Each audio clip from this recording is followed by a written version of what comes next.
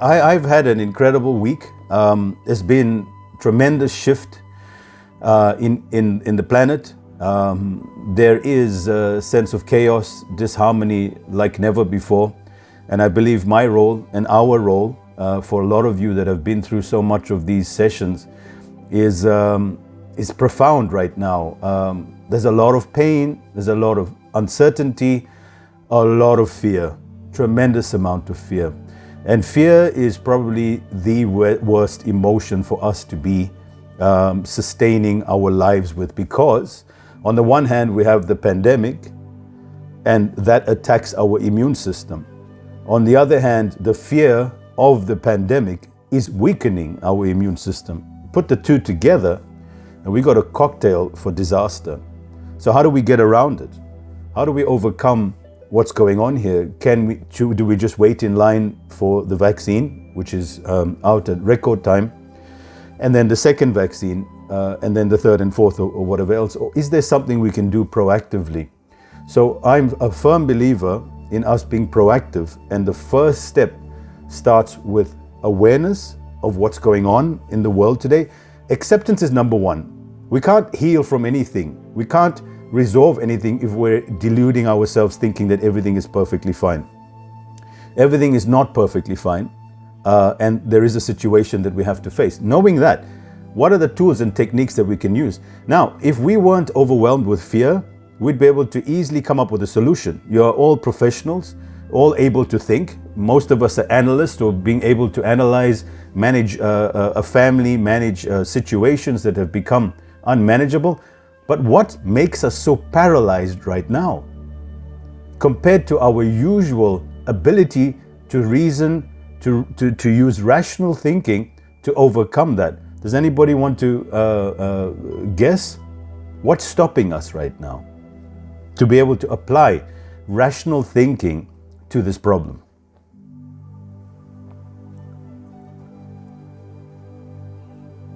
Fear? Yes, Anissa? Fear. So fear in its nature is something that it triggers the amygdala, which is our body's fear system, our ability to make rational decisions. And I always use this example. And this happens to us not just because of the pandemic. We lose our job, we break up in the relationship, we don't know where the next bill is going to come from. It starts kicking in. Now, is it normal to feel that way? Of course it is. But is it normal to be under prolonged stress every single day, putting our immune systems under so much pressure? In other words, you talk about heart disease, cancer, all these other types of horrible things that, not horrible, but these things that can occur to us.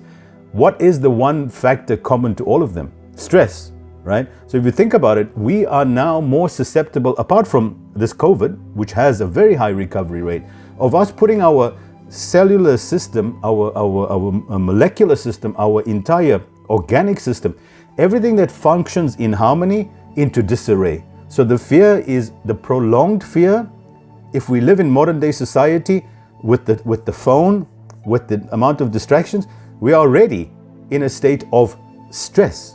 Take that on top of that, the fear of dying and the fear of suffering all these ailments, and where are we now? I mean, if you're not in a state of chaos, then I must say you must be a monk in the mountains. So we should be in that particular state. So knowing that we have that, I came up with the tools and techniques, and referring to every other wise soul that is out there on how to overcome this. And I put together an entire kit, and that's why we have a platform to support each other, and that's growing very, very fast, and we're having tremendous results. There's a whole set of things we can do to build resilience. If you heard of a man called Sadhguru, Sadhguru is a wonderful man who's given some really wonderful advice over time. He says that if you look at it when you're on the ground, and the way you breathe and the way you function, the way you eat, the way your body is organizing itself is one way. If you go up into the air, into the plane, now you're in an entirely new environment, right? There's things out of your control. You can't manage. You can't manage the air pressure. You can't manage your digestion, altitude, all the rest of it. So the airlines and the people that created planes came up with a system that says, how can we replicate the environment on Earth so that the human up there doesn't experience any of these effects up there. And what they came up with was the pressurized cabin. So the pressurized cabin gives you oxygen. It has a pressure in it as well to make sure that you're not feeling unstable. Now imagine we could develop a pressurized cabin for these times. That's what we need to do. We need to come up with a way of creating a pressurized cabin in our lives downstairs. When all these crazy things that are going on out there, how do we maintain equilibrium? Or as they call it in the medical terminology, homeostasis. Homeostasis is that your body is always adjusting continuously. If it goes over 1 degree higher, it puts you in a state, I think it was after 2 degrees Celsius higher, you will die. And it's the same with that your core body temperature drops that particular way.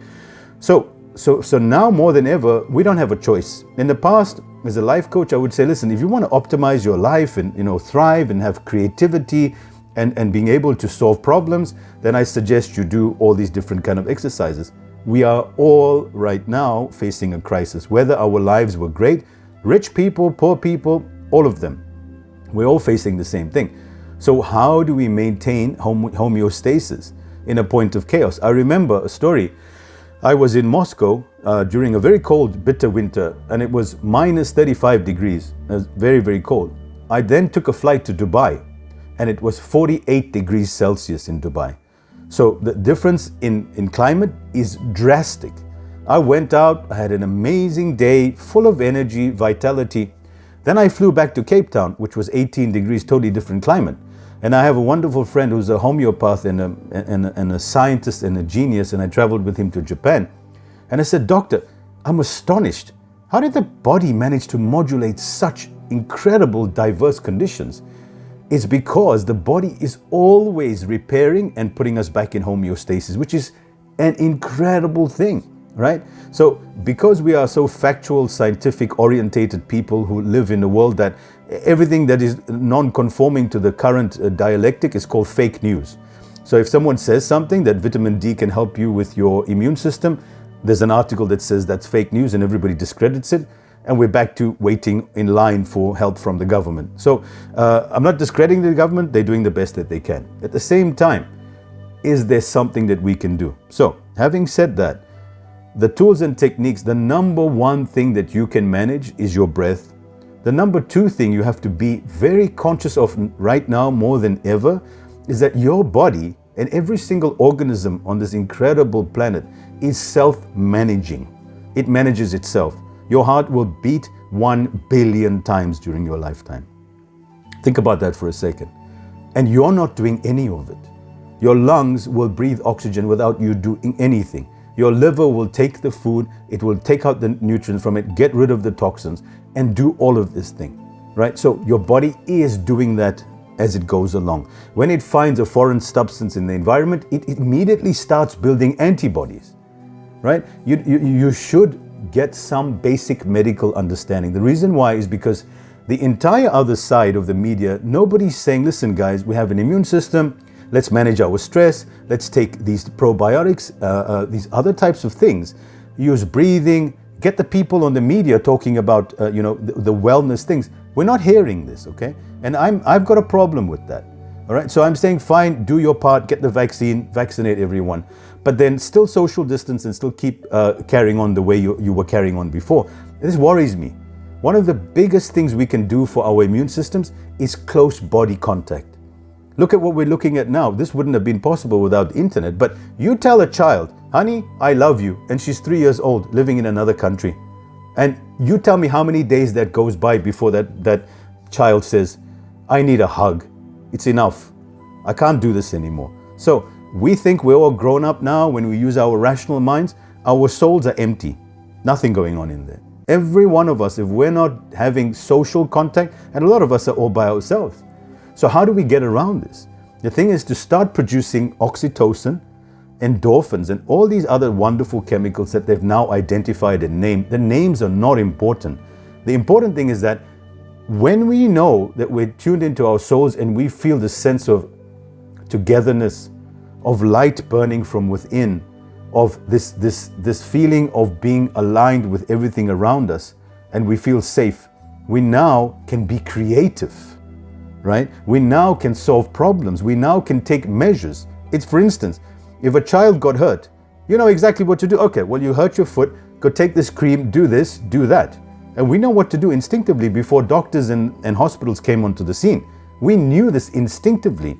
There's about 100 million types of herbs and spices out there that cure illnesses. Where did this knowledge come from? From the ancients. It wasn't that you need to take, a course of antibiotics and then go get a vaccine. It wasn't this way. And we can improve but if we're in a state of, oh my God, I'm going to die, and if you think the child is going to die, can you think rationally? And that's where you need to call the doctor and say, doctor, I can't think straight. But not trusting your body's ability is the primary concern. And of course, the media is not helping at all. But building up trust is a process. Every time we've been taught day after day, don't trust us, but don't trust yourself. You don't know what you're talking about. You don't have a degree. How can you know what to do? But here's the big news for you. We do know what to do. And we do know instinctively, intuitively, for 4.6 billion years, this organism that is running through all of us has kept us right here all the time. So it's not really a coaching session, it's more of a lecture, but I had to share that with you guys. Now, we have the tools and techniques in order to optimize our well-being. And I'm excited to share this with you guys. And we've prepared an entire 21-day program, all free, for you to benefit from. You follow it, you follow the instructions, you do one thing every day. The most important thing is if you attend these sessions, towards the end of the session, I teach you how to develop heart-brain coherence, which is this heart center is alive. Okay, this heart center has neurons the same as which it has in the brain. Here's a mind-blowing fact. They've discovered neurons, neurotransmitters, taste receptors located in the heart by chance. And these receptors are tuned in for bitter tastes. Now, you tell me how the heart tastes, because I have no idea. And why is it there? And which scientist can explain to us why is it that the gut has taste receptors independently of the tongue? So the heart somehow is responsible for tasting, when yet everything goes through the tongue. So these types of things, with quantum science, Ronald's smiling over there, Ronald knows when we started examining the quantum science world, we were blown away because everything we thought we knew about science is getting thrown out. We discovered the microbiome. We discovered this thing called the virome. If nobody heard about it, the virome is 10 to the power of 18 of the amount of information that our DNA stores about viruses. Every single virus from 4.6 billion years ago is recorded with all of us. Every time you are born, you come with this database that can never be stored on a human computer. And it's constantly going, oh, that one, don't worry about it, I got that. So even though you're like, just breathing this air and you don't know what's going on inside of you. And the reason why I'm sharing this with you, because right now you look at what the media is saying, it's like hide in the house and cover your head and wait for rescue. It's not like that, okay? And that's very important to feel empowered and do whatever they're saying. Nobody's saying it to force a revolt or, become, adamant or something like that. But work with your human body, trust in yourself. Now, how do you develop trust with yourself? You know how people say, I don't trust people very easily. Is it those people that you don't trust, or is it yourself that you don't trust? Have you thought about that? If you say, I don't trust him, what can that person possibly do to you if you were so sure about yourself? I don't trust him because why? This man could, sorry, I didn't get that thing that you wrote on there. Who wrote that last message? It was a question. Lizanne, was it? Anyway, if you don't trust yourself, you can't trust others. So in other words, if someone can hurt you emotionally or physically, then you can't trust that person. But if you are so emotionally sound in yourself and that person says to you, I hate your hairdo, and you'd be like, well, that's true because I just had a haircut, I don't like it either. Now where's the, he hurt me? There's no pain for that, right? Or if someone says to you, you're so lazy, and you respond by saying, absolutely, I am. So like, do you avoid this person now? Right, too much information. Thank you, Mohammed. The amount of information we got out there. So I'm not telling you anything new. You know all of this. That's why I always say I'm not the, although today has been very informative, a lot of information, but I want you to learn to trust and tune into your heart, right? The heart is a hologram, okay? A hologram is something that stores a copy of everything else in the entire known universe, and it's a replica. Now, is there scientific proof? Because we all need scientific proof. A girl who was 12 years old was brutally murdered in America. This girl, on her passing, she donated her heart to another 12-year-old girl. This girl took her heart, right? And this girl that was brutally murdered, they never found the man that did this. Years later, this girl starts having nightmares about a man attacking her and murdering her. The child with the replaced heart. This woman takes, the mother takes the child to a therapist. The therapist started writing it down, sketching it, the clothes that he was wearing, all the rest of it. They convicted the man. This is scientific proof. They convicted the man, the murderer of this other girl, from the cells of the heart of the donor girl. Now, you tell me, can you explain that? It's not possible.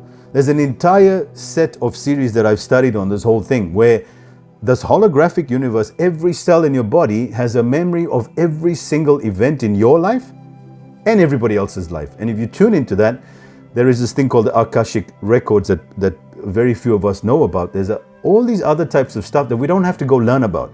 Nobody's asking us to become, and if you want to, by all means, you can go explore that. But you must know there's a lot more going on than meets the eye. Natasha, you want to say something? Wonderful, wonderful. That's great. So let me ask you a question. What is the number one tool that we have at our disposal in order to manage our well-being? Anybody want to take a guess? There is no wrong answer. Faith in ourselves, yes. Yes, Priyakshi. Awareness. Yes, so those two, Priyakshi and Varoshan, I think very close. All of them are right, by the way. There's no wrong answer. Your brain, thank you, Mohammed. Exactly. Our thoughts. If we can manage our thoughts and how we're perceiving the world around us, we can then take appropriate action. And all those things are absolutely correct. So if we can get a grip, and Ronald, that link you sent was very, very powerful. You are not your brain. If you can understand that, there is someone in there that is with you in your brain. You know how you say sometimes, I'm really not myself. Who is I'm really not myself? I can't stop thinking. Who's I? Who's the I? Right? So this definitely, you can call it two personalities. You talk people with two personalities, we all have two personalities. So we're the only ones with self-esteem issues. It means I don't feel good about myself. Think about it. Does a cat have self-esteem issues? Does a cat going there, ooh, that fur, that tail of mine, ooh, I wish I could get some plastic surgery. I hate the look of that tail, right? It doesn't have that because it doesn't have self-esteem. A tree doesn't look at it and go, oh, those branches are just like, if I could just trim those branches, then other trees would look at me and go, he's a nice looking tree, right? But we're the only ones going, oh, I can't go outside, right? Because we have this whole social dynamic going on. What people will think about us, right? And that causes us such strain that we can't be ourselves. So part of the challenge is I ask you to go stupid things. I tell you to go to the store and go talk to somebody randomly. And you guys have done that. Some of you have done some pretty ridiculous things, wearing some pretty funky clothes, saying some stupid things, all stupid in brackets, to go and say, so what? Like, I'm still, who cares? Like, okay, so why are we getting a job and looking good and combing our hair? And because it serves humanity and it serves society. And that's great because we all look really nice and neat and doing our best. But when it doesn't serve us, we're like, oh, I'm not going to cry. What would people say? What people? Whose people?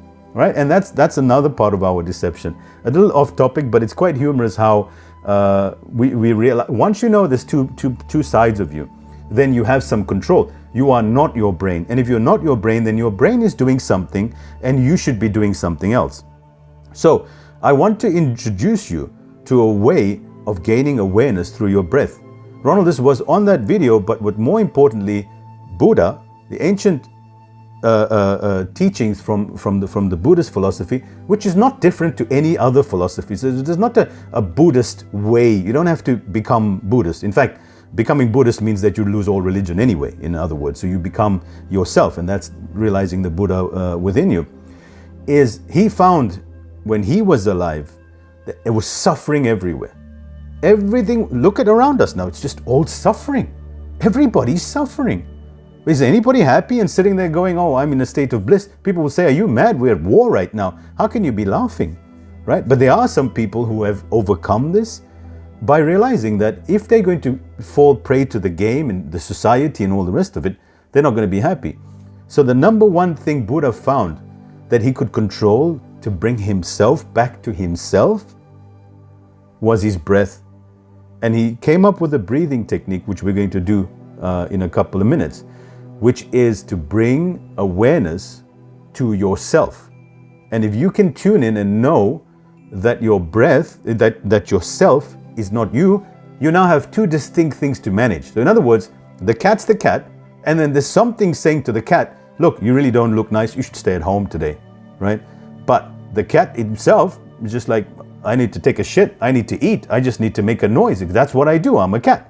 Whereas the other person's going, what will the other Siamese say about you? The Siamese are very judgmental about you, right? So you don't want that. I love cats. In fact, Eckhart Tolle said so beautifully, he said that he said out of all the Zen masters I've known, all of them have been cats. So sometimes I have two Siamese cats, and I stay with them, and I try to meditate like them, and they beat me every time. The cat will just be, you ever seen a cat waiting for a mouse? It's just like, and I do that. I'm like behind him. I'm like, and eventually I'm like, I can't do this. How do you do that? Right? And they are amazing. Cats are, and the ancient Egyptians believed that the cats were in touch with the other world, right? The unseen world. And that's why they worship the cats, because cats have something. Anyway, I'm not promoting cats on here, but and also the purr that they've discovered of the cat emits a frequency that heals. So my daughter was having a chest infection last week. Guess where my cat went? Onto her chest and started purring. So I was like, there you go, the doctor's in the house. So he was giving her a CAT scan. Sorry, I had to throw that one in there. There's one thing in common with people that realize that it's all a game. Thank you, Anissa. Thank you. That came in really nicely. Is that they just don't take life so seriously? Because I love this thing that says stop taking life so seriously. Nobody's getting out of here alive. You're all gonna die, every one of you, right? And it's not something to fear. I mean, like, we're going to die, but you know what? As Rumi says so beautifully, he said, I have known every man shall taste death, but very few will taste life. And that stayed with me forever. So are you tasting life right now, or are you already fearing the grave that you're going to anyway? So one of these great Sufis, he dug a grave in his backyard, 6 foot under, and he would go there every day and sit in his grave for a few minutes. And he would come out and be ecstatic all day.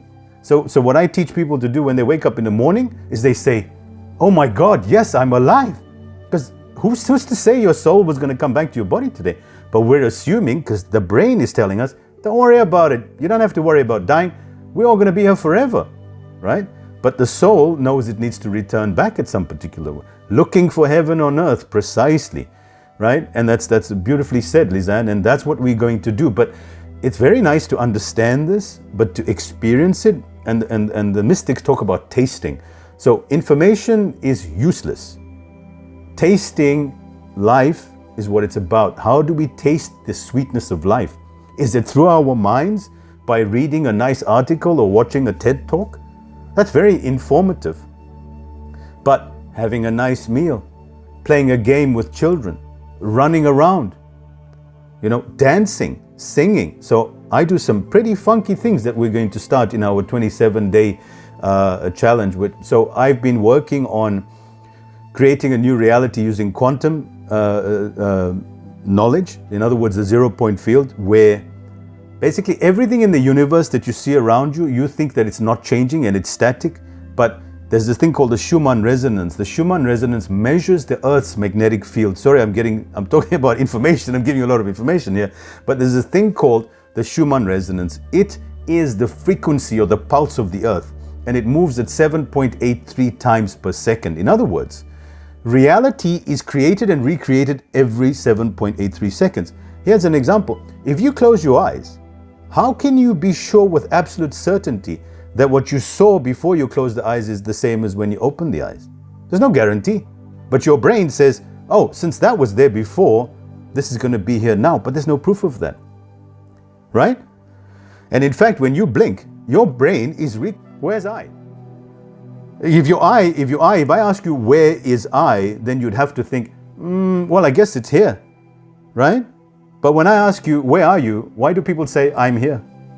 Why do you put your hand over your heart and not your head? Because your true identity is in your heart, right? And that's what we want to do. We want to tune into the heart. The heart has neurons. The heart can make decisions independently of the brain. In other words, what we want to do is reverse the process. Right now, we think, therefore we feel. What we want to do is we want to feel the world and then think about the world. In other words, we want to say, I feel like being happy today.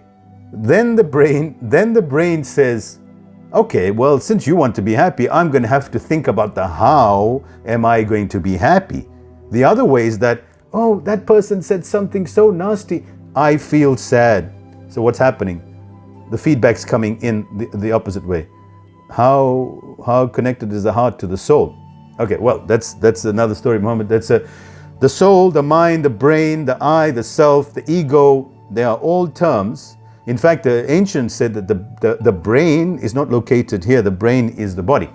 Whatever it is, that's not as relevant. All we need to know is that we are not our brains.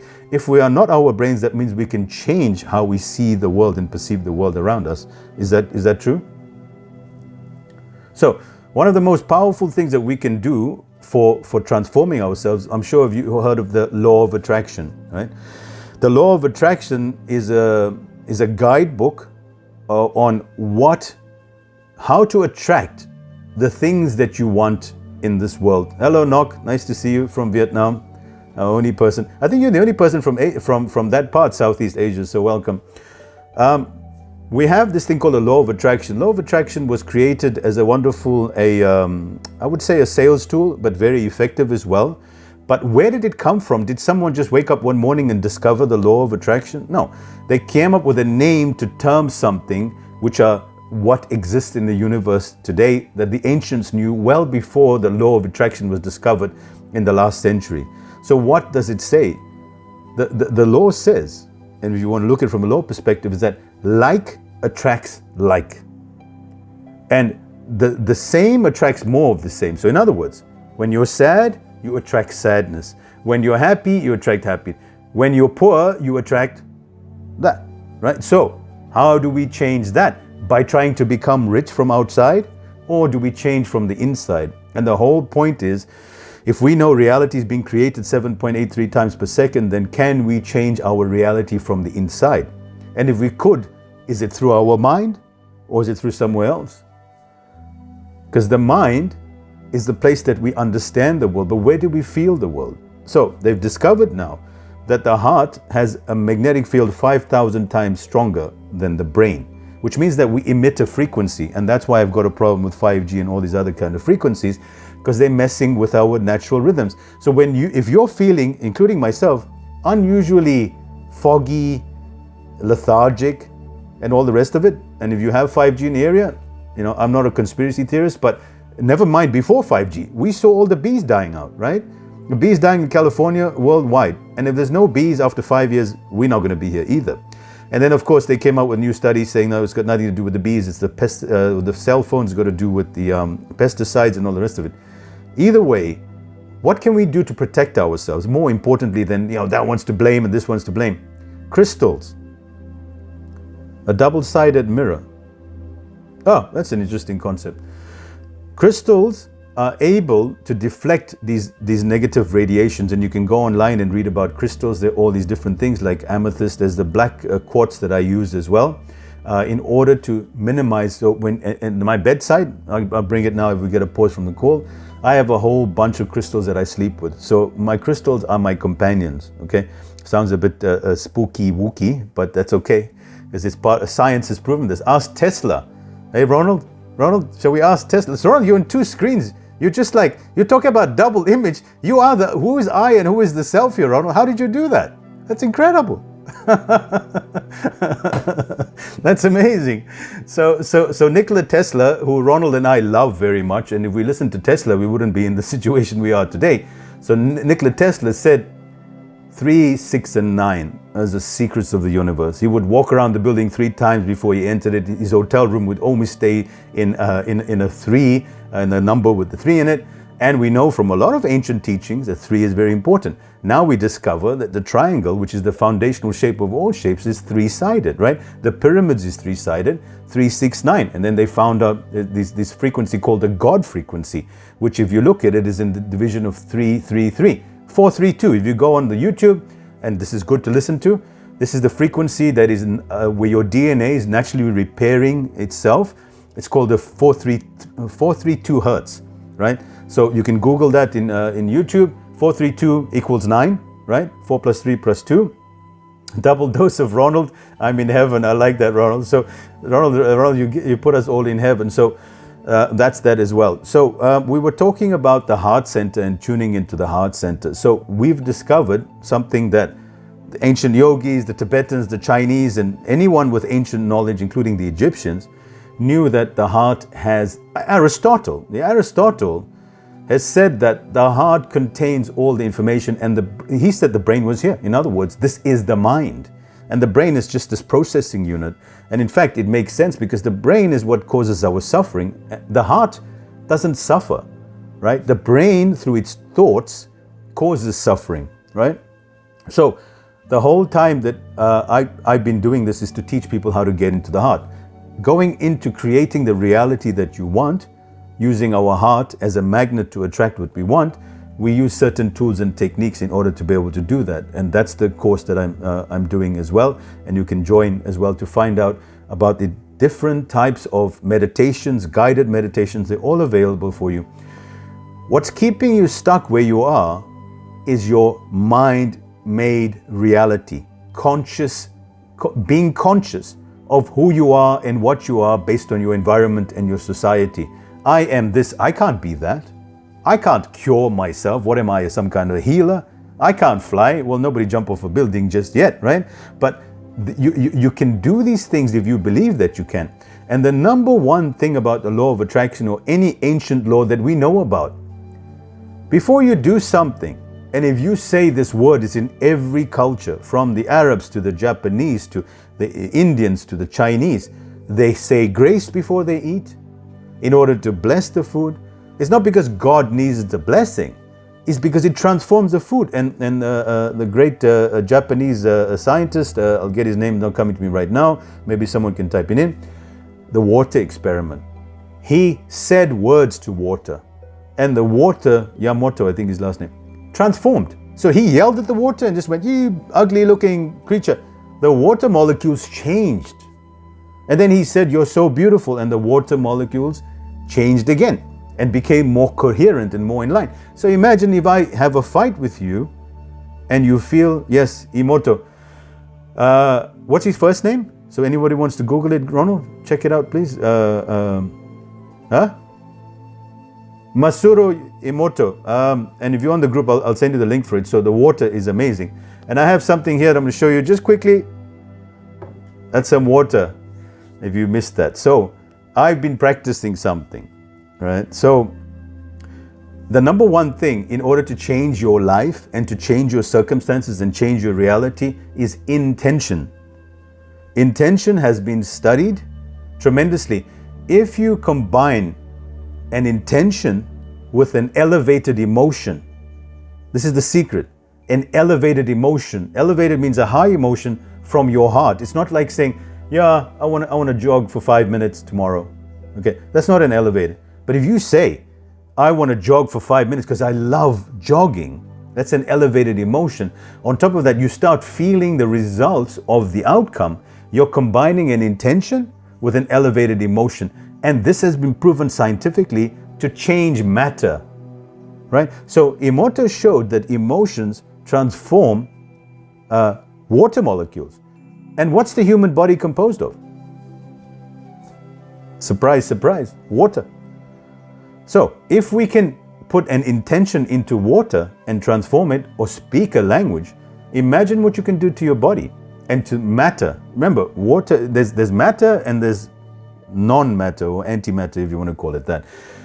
Your energy, your intention transforms matter. So intention is very important. So I did an experiment, and it will require us to tune in to our heart center. And this part here that all the ancients knew about, including the ancient Egyptians and the Hindus who used the dot on the forehead, and any ancient culture knew about a gland in the middle here in the chakra called the third eye. Okay? The third eye is the eye behind the eye. It's the intuition. It's what women naturally have through their bodies, and men can develop as well. But when women start becoming structured and analytical because they have to, the only reason we use our brains is because we're afraid. Because if you didn't, you'd just flow into life. But we need to understand, and we need to control, and we need to manage, and we need to make sure that we don't fall. I shared the thing on the group this morning. I was leaving the house and my daughter said to me, can I come give you a kiss? And I said, sure. And she came and gave me a kiss, and she was up on the stairs. And I was talking to my wife. She jumped off the stairs into my arms, and I didn't know she was doing that. And I almost dropped. I was like, are you nuts?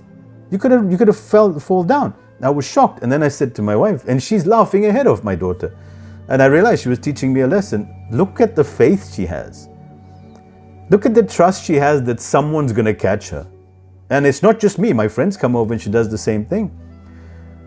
Absolute certainty. And I looked at my wife and I said, what happened to us? Where's our trust in ourselves?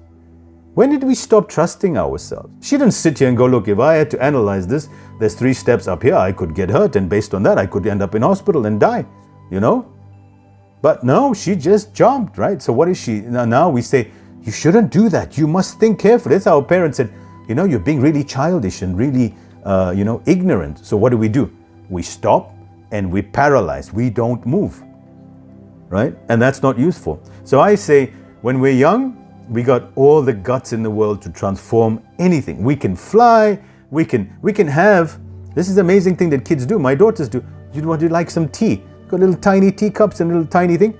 Pour you some tea. Have that. And I say, oh, nice. And my daughter says, no, drink it. Now, I know there's no tea in there. She says, drink it. Now, she said, oh, it's hot. Be careful. I'm like, oh, right. And I'm sipping the tea. Now, do they know something we don't know? Why did we stop doing that? In fact, in order for you to be able to create a reality, you have to imagine. And with all the distractions, how many times have we sat there and go, I wonder what it would be like for me to have this house, to have this superb health, magical thinking. We don't do that, right? And in order for you to create a new reality, you have to learn how to imagine and how to dream. So what we're going to do now is allow you to ask, and not allow you, see if there's any questions that you have, and then we're going to go into a stillness meditation. I'm going to show you. You can call it the Buddha breath if you want to, but it's just breathing we're going to do.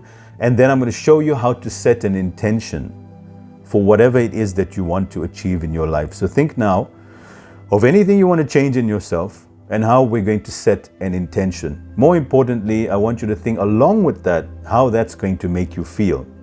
An intention with how it's going to make you feel. Of course, you wouldn't have an intention for something that was bad because it's not going to make you feel good and you wouldn't do it anyway. Yes?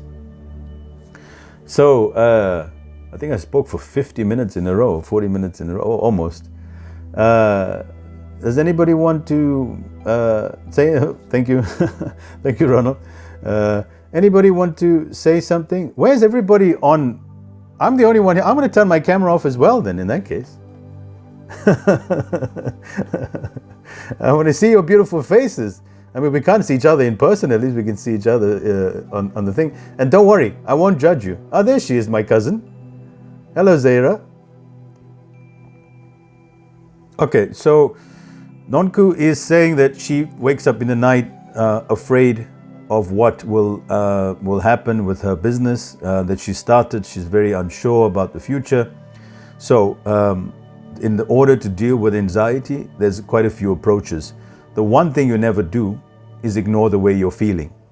So, and it's a great example of this. So accept what you're feeling and be sure that it's I am thinking these thoughts.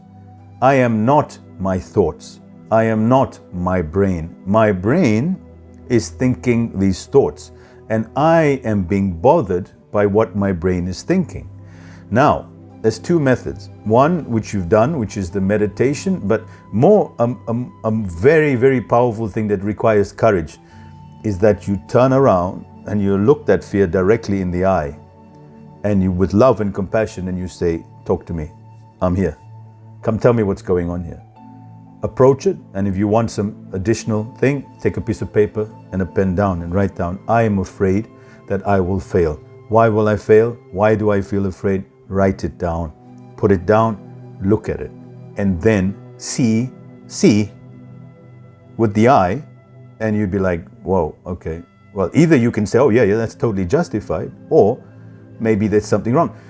That's one technique. The other technique is you stay with the emotion, the fear. You stay with it. You watch it. You observe it. You don't let it go anywhere. Because what it wants to do is keep you up all night, racing around and saying, oh, you should be afraid of this. You say, fear, I'm with you. Let's do this together. I'm ready to face you. And in fact, in a technique that I do with some of my clients that are overwhelmed, yes, a very good analogy of the of Rumi and the guest house. I'll maybe mention that. So, a technique that you do is that in your eyes closed, turn around to the fear. So, in other words, it's trying to make you forget. You stay with it. You look at it squarely in the eyes, not with aggression. You stay with it and say, "Come, tell me, how are we feeling?" You don't need to understand it. You don't have to talk to it. You just have to stay with it, watch it. And the more you watch it, the more it dissolves.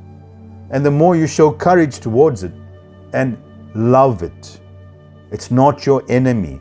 Your brain is trying to protect you from the fears that society has created with you. In Nonku's example, you will be a failure. You may not be able to feed your family. You may, all survival instincts and social instincts, that what will people say, thank you, fear, you can do that as well. Say to the fear, thank you. So the whole approach in the modern day society is not to fight problems.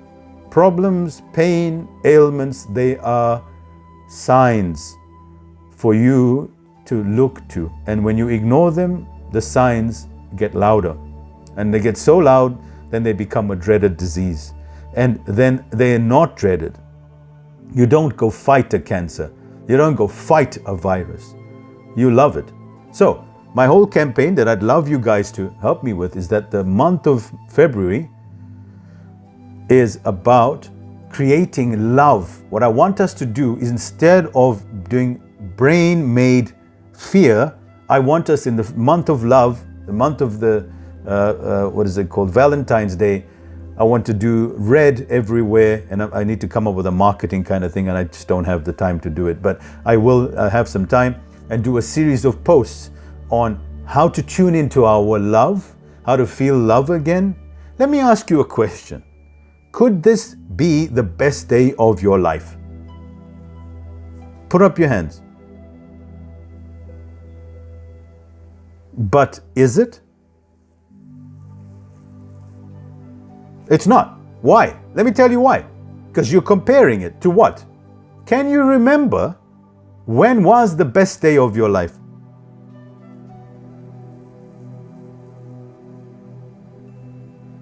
There is no best day of your life. It's a trick of the brain, because the moment... Ronald, I can't hear you. You're trying to say something? Ronald? Yes, go ahead. Yep. Absolutely. Ronald, yes. Every moment is to be celebrated, right? But it's a cliche, guys. Every day is the best moment of our life. Live the moment. But who gives a shit? We're all miserable, right?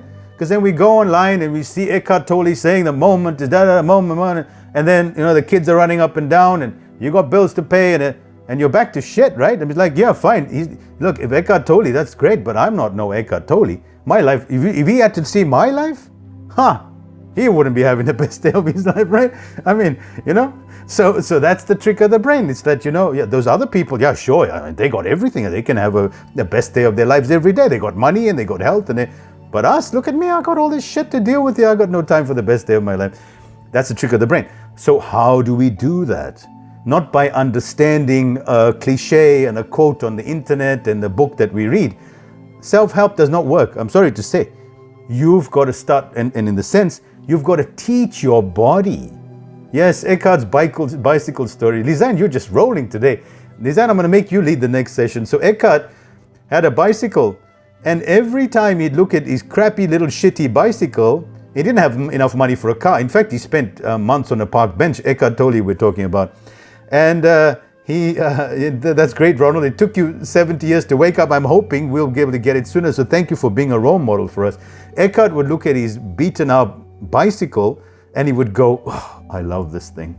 And just create those emotions. So, fake it till you make it. That's my entire life. So I sit there and I fake it and I start creating emotions and I teach my body. I got to teach this guy how to feel joy. And that's what I did. I spent all this time digging in. How do I get past this guy? So what they did was they got these people in this nursing home, and they got them all. They were in the 60s or 70s, which was arthritis, some dementia, heart disease, and all the rest of it. Diagnosed all their symptoms and all their conditions, their respiratory rates and all the other types of things. And then they said, we're going to do an experiment, guys, and we want you to act along with us. We want you to pretend like you were 30 years old. So what they did was, they changed the TV programming to show the latest American baseball games that was happening at that time. They put newspapers down that were of that time, that was like 40 years ago, or say 40 years ago, and they reconstructed. They made them eat the